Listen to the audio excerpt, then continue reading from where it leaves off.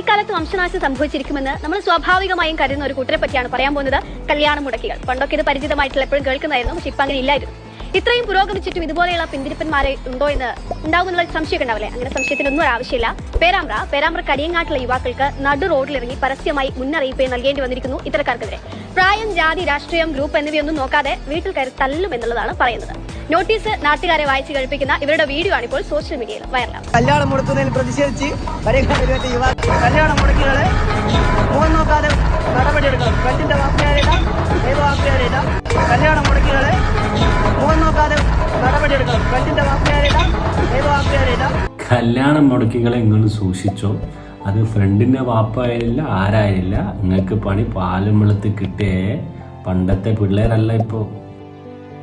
ഇക്കാലത്ത് വംശനാശം സംഭവിച്ചിരിക്കുമെന്ന് നമ്മൾ സ്വാഭാവികമായും കരുതുന്ന ഒരു കൂട്ടരെ പറ്റിയാണ് പറയാൻ പോകുന്നത്. എന്തായാലും യുവാക്കളോട് ആ ഒരു തീരുമാനം നല്ലൊരു തീരുമാനം തന്നെയാണ് കേട്ടോ.